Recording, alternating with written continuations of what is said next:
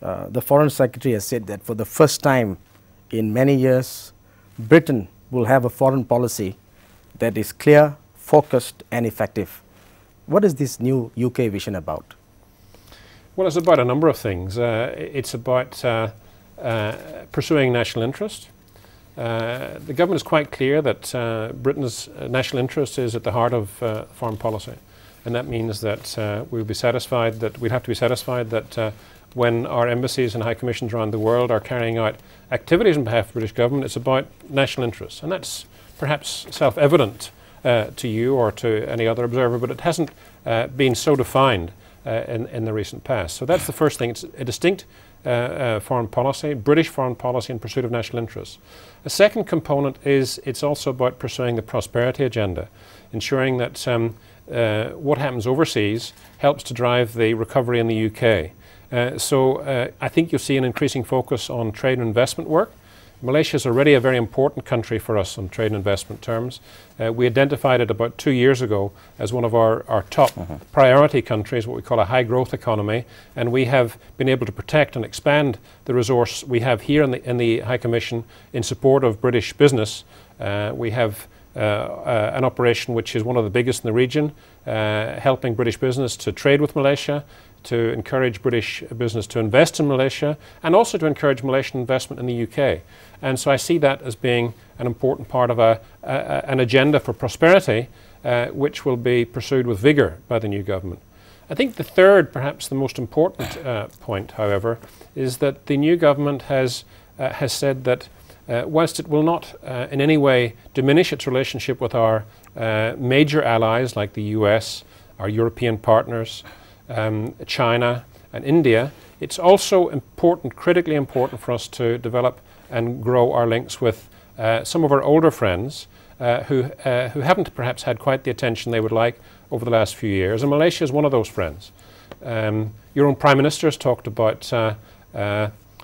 this and expressed some concern that we haven't had always had the number of high-level visitors to Malaysia that might have been deemed appropriate. I think that will change in future.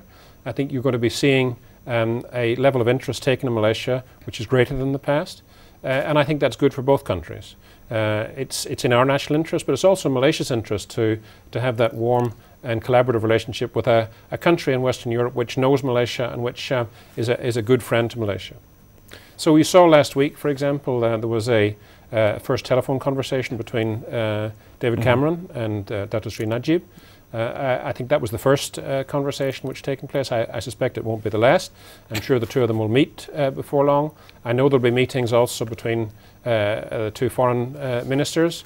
We will have British ministers coming here and many Malaysian ministers going to the UK. We have the Defence Minister in London at the moment for the Farnborough Air Show.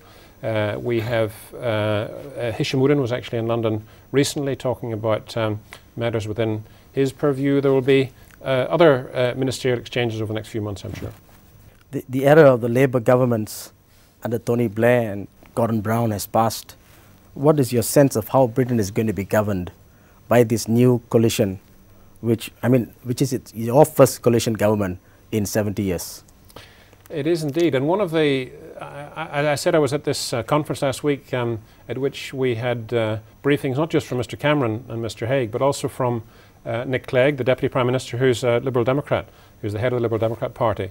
What struck me very, very clearly was that they are all singing from the same hymn sheet.